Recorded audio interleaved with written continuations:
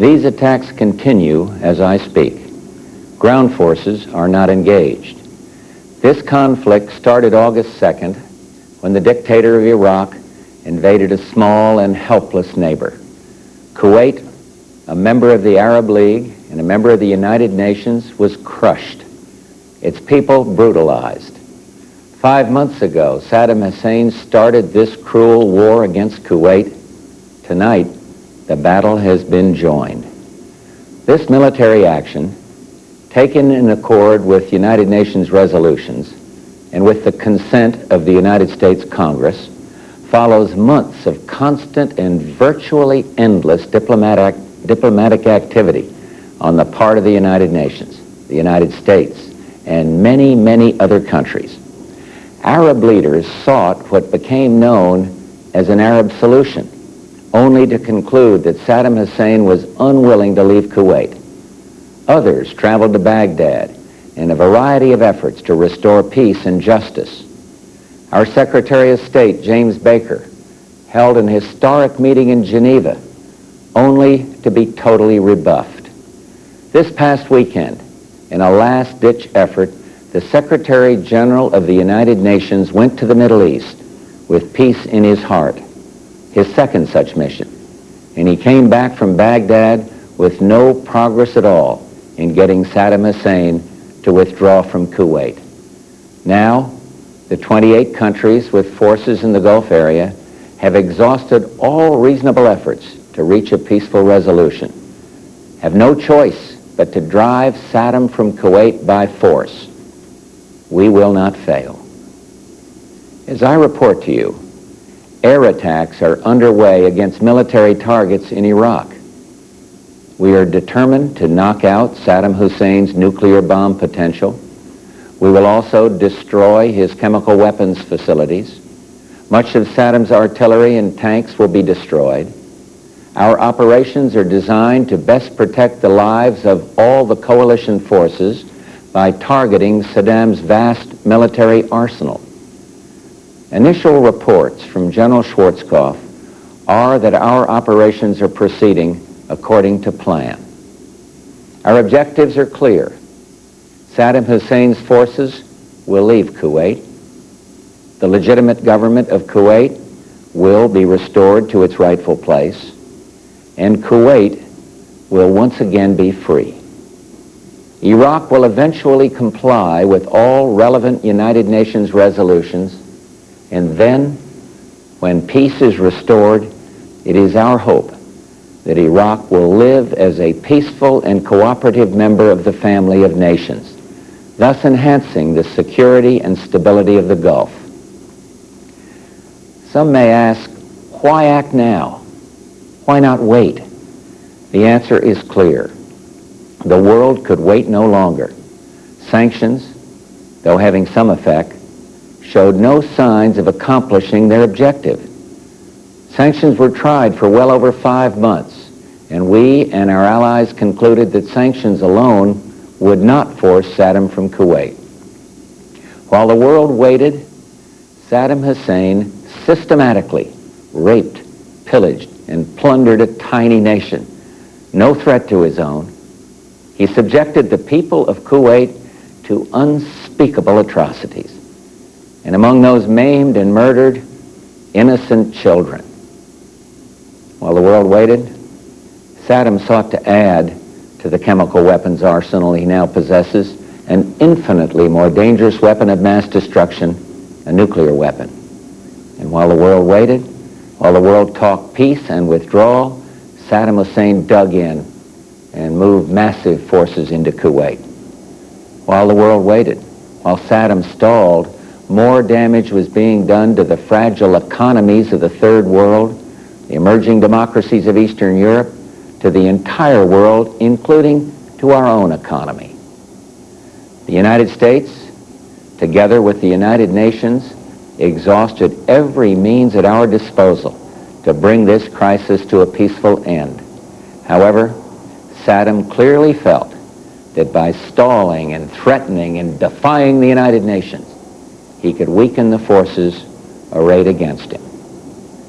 While the world waited, Saddam Hussein met every overture of peace with open contempt. While the world prayed for peace, Saddam prepared for war.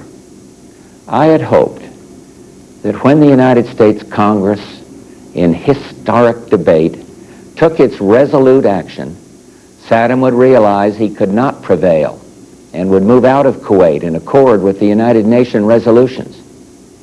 He did not do that. Instead, he remained intransigent, certain that time was on his side.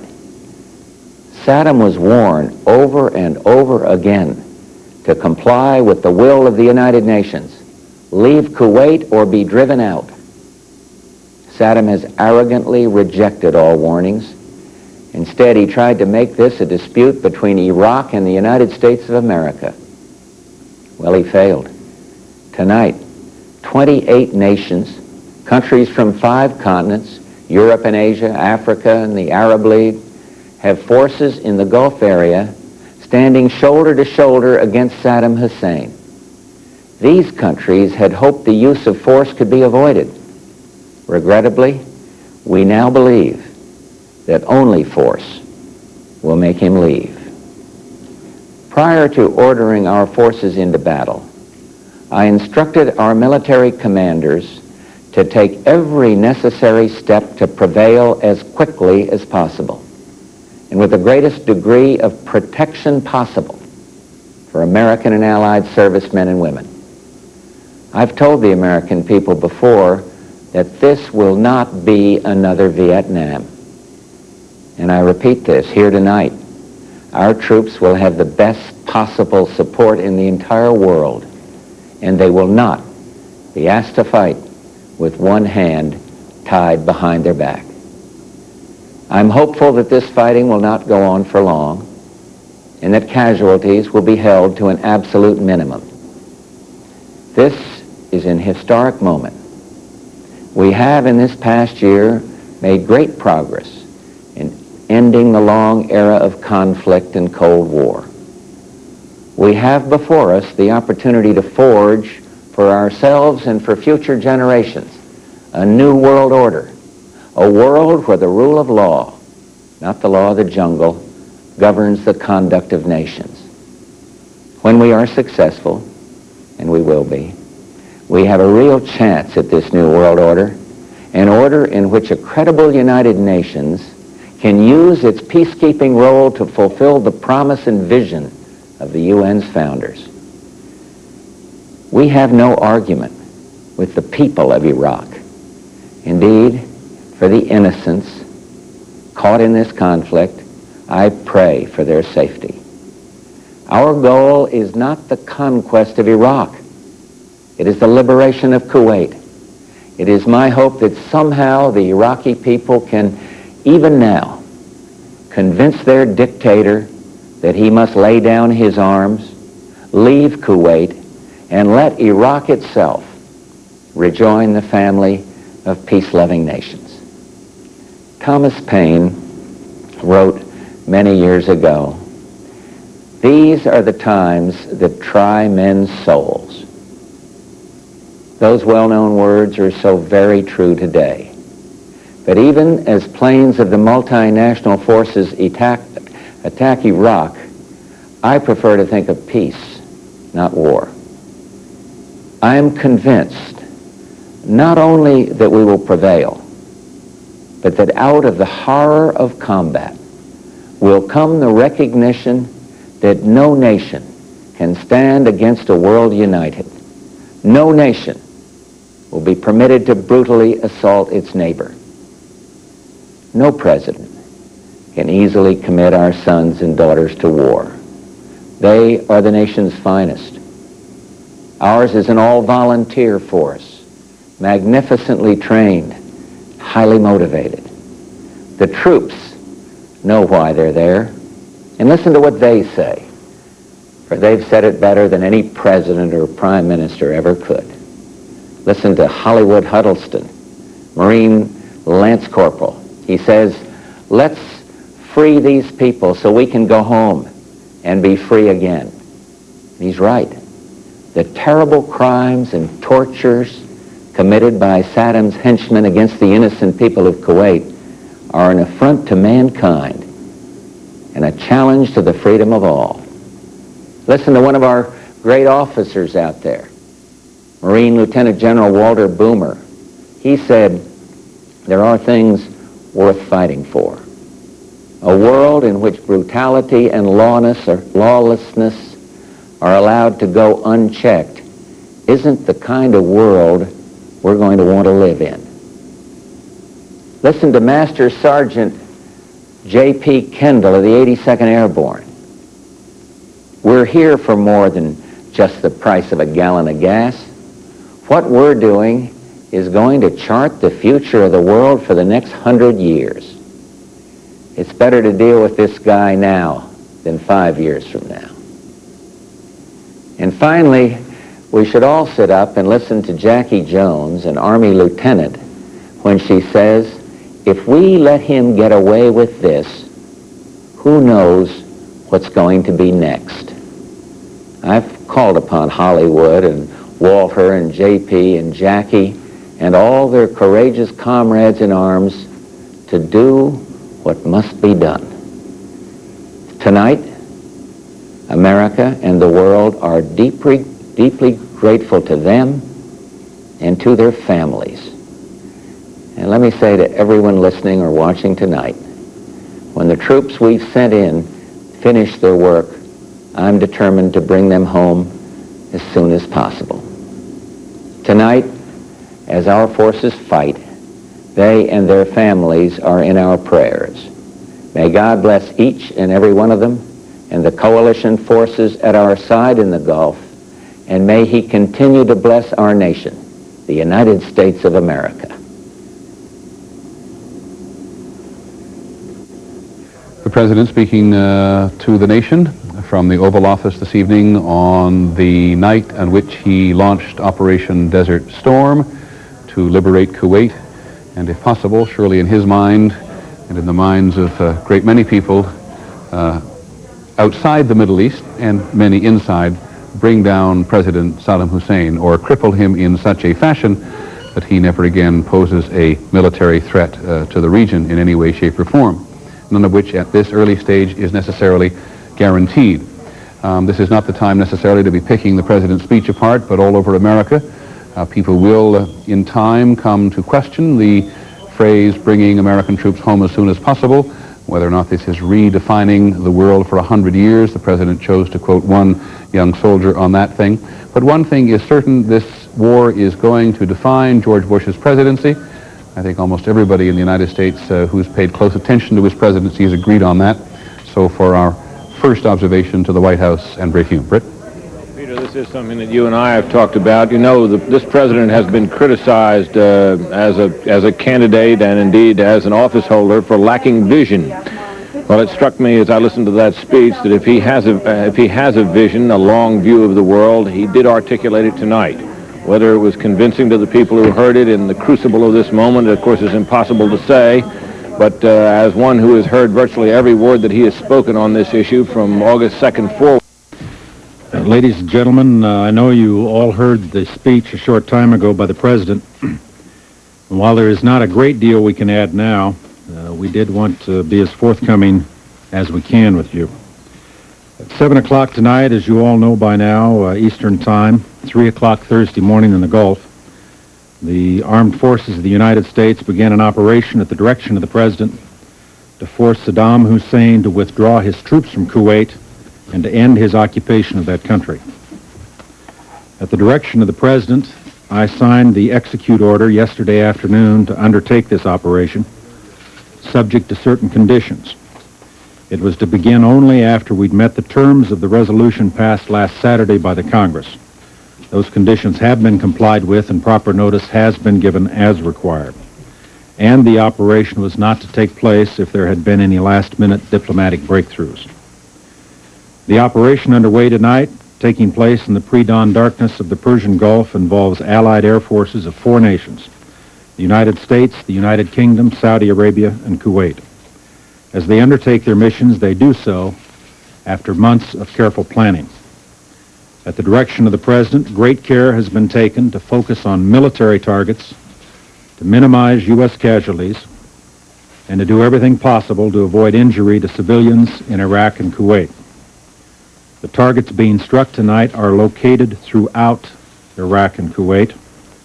Our focus is on the destruction of Saddam Hussein's offensive military capabilities, the very capabilities that he used to seize control of Kuwait and that make him a continuing threat to the nations of the Middle East.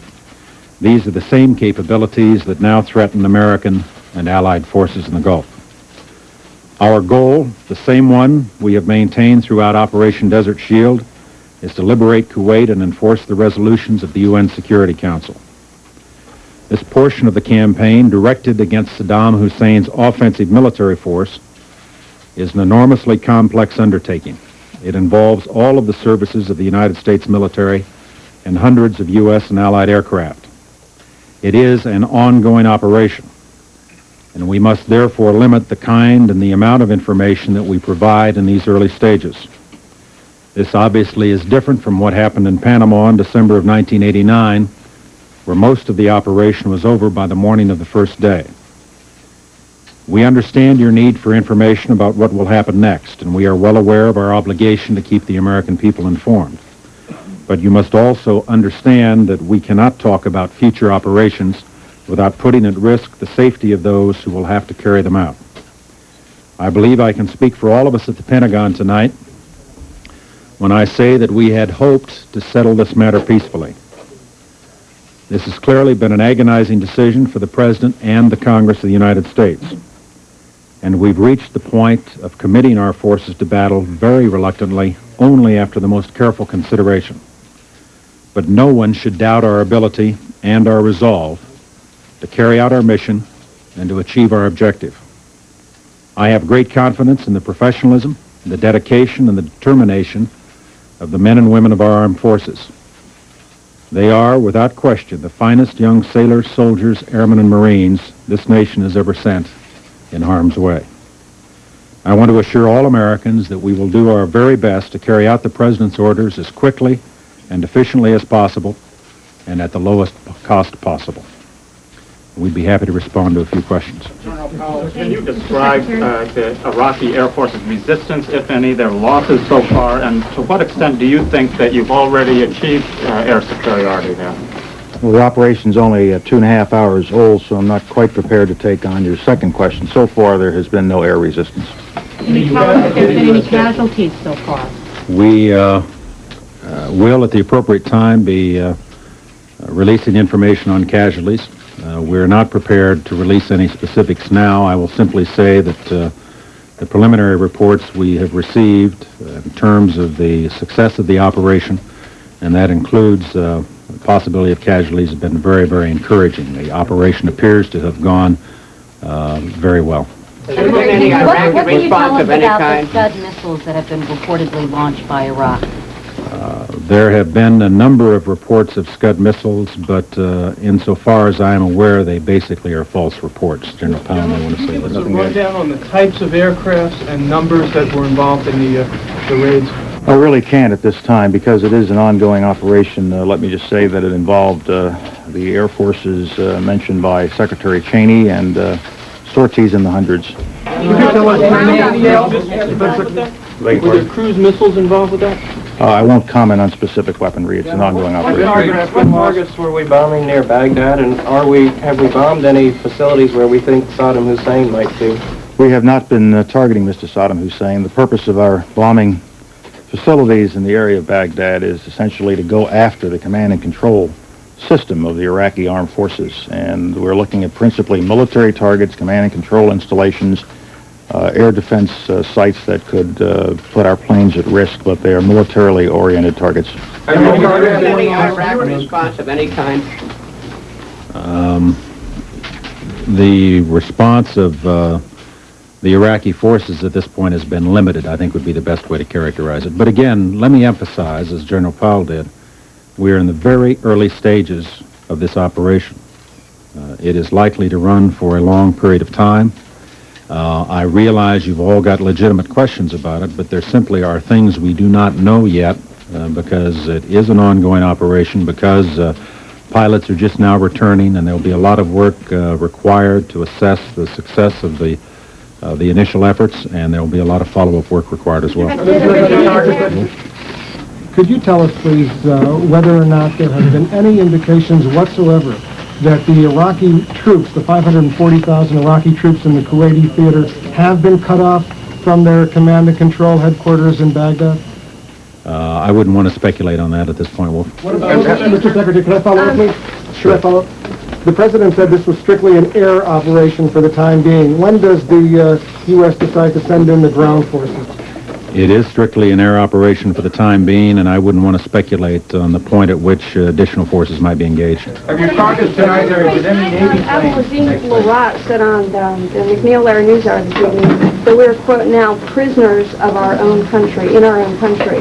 Now that we've defended ourselves from naked aggression in the Middle East, how do we defend ourselves here at home from terrorist attacks? I'm confident that we can deal with the terrorist threat. Have our targets thus far included tanks and artillery? I don't want to get into specific target sets yet. As the information comes in and builds over time, and we can give it to you historically, we will give it out, but I'm not prepared to go into specific target sets and what targets have been hit and have not, because it really is just too early to give you that kind of bomb damage assessment. Saddam Hussein says tomorrow, I give up, I'm sorry, I will withdraw from Kuwait. Will you pause to have a pause in your air campaign, or will you continue with it until you knock out all the priority targets? I will do whatever the President of the United States directs us to do through the Secretary of Defense. Secretary Cheney, from a military perspective, what went into your thinking in deciding to launch the attack at this point this evening? What were the factors? Well, I think there were several factors. Of course, the President made the basic decision to commit the force. It was affected by, among other things, the expiration of the United Nations deadline that had been set on November 30th when the Security Council voted for the use of any means necessary to get him out.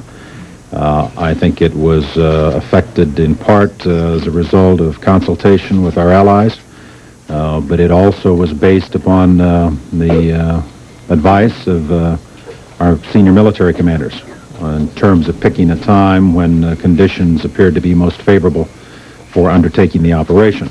Let me emphasize, though, that the procedure we went through was to plan for execution of the operation at a point after the expiration of the United Nations deadline, but I had no authority to execute the plan until the President instructed me yesterday afternoon to do so, and it was at that point that we signed out the execute order with the qualifiers I mentioned in my opening statement. Those favorable factors, can you tell us what some of those were? I think I just leave it where it is. Are you surprised that there was no response, or a very small response from the Iraqi forces at this point? Again, I'm reluctant to characterize the response beyond what we've already said about it. We've not had an opportunity to debrief our pilots yet. Some of them are still flying missions, and I think it would be inappropriate at this point to convey the notion that somehow we've got a final fix on it. But I think it would be fair to say, and General Powell may well want to comment on this, that the initial reaction from the Iraqis is such that I'm generally of the opinion that we achieved a fairly high degree of tactical surprise. Has there been Israel or Turkey on the part of Iraq? None to my knowledge. Mr. Secretary, could you tell us, the President mentioned that one of the objectives was to take out chemical and nuclear sites. Can you tell us in a general way if that mission was accomplished? I can say that we have, in fact, gone after those targets. I do not yet have information on the effectiveness of those efforts. Mr. Secretary, what about word of casualties at Baghdad? You indicated you wanted to spare civilians there. Do you have any sense about how that may or may not have occurred in the city? There was a lot of bombing, obviously, in Baghdad. The best reporting that I've seen on what transpired in Baghdad was on CNN. And it would appear, based upon the comments that were coming in from the CNN crew in the hotel in Baghdad, that the operation was successful in striking targets with a high degree of precision. At least that's the reporting according to CNN. Was there an Iraqi attempt to launch missiles, sir? Do you have any We've had reports of missile launches, but none of them have been confirmed. What about the Scuds in western Iraq at those air bases on the border? Have you got any reading on that? Are those fairly high priority targets? Yes, they are a fairly high priority target. And how'd you do it? I'm not prepared to say how we did or what we've done so far. I'll follow up on this. At the end of this operation, this phase of the operation, when you get a little better picture, and could you come back or have one of your staff come back and give us a briefing? We'll be getting regular briefings, and we'll be, as the Secretary said, we're going to be as forthcoming as we possibly can, while at the same time preserving operational security. Are you confident that your targeting of command and control sites has left Saddam Hussein the ability to, number one, know what's happening to his forces, and number two, to communicate to you that he wants to quit if he does decide so? Again, Melissa, I don't have any information at this point on the overall effectiveness of the operation. What I said was the preliminary reports are very positive, but we are in the very earliest stages of this, and therefore there's not a lot of detailed information we can give you on what the effect of the bombing campaign has been on specific strategic categories of targets. Pardon? Is there a military commander like Saddam Hussein still alive to surrender if there is such a decision? I really don't have anything I can give you on that. Did you know where Saddam was when the attacks began, and was that a target even though he was not the target? We have not been tracking Mr. Saddam Hussein for the purpose of targeting him. General, can you characterize in any general way how long the current beginning phase of this operation will continue? That is, the air operation will be the rest of I guess, tonight and tomorrow morning, or throughout tomorrow? Give people any kind of general idea how long this first phase will... The air part of the campaign will continue until the whole campaign is completed. It doesn't end. Do you believe the threat of a missile attack by the Iraqis has been eliminated at this point? I cannot answer that at this time until we get some assessments in. Damage to the oil facilities at all? I don't have bomb damage assessment yet. I can't answer that question. General, how massive is this first wave? Are we talking 500 missions, 1,000 missions tonight? I think tomorrow we'll be in a better position to try to give you a handle on that, but this early in the operation, I'm reluctant to give those numbers out until I've had a chance to talk to General Schwarzkopf in greater detail. General Powell, when you say hundreds of sorties... All U.S. services were involved in this part of the campaign. When you say, General Powell, that there were hundreds of sorties, does that mean that there were not more than 1,000? I think I'll leave it at that, between a bread box or something else, hundreds of sorties. Thank you all. Thank you. Well, for those people around the country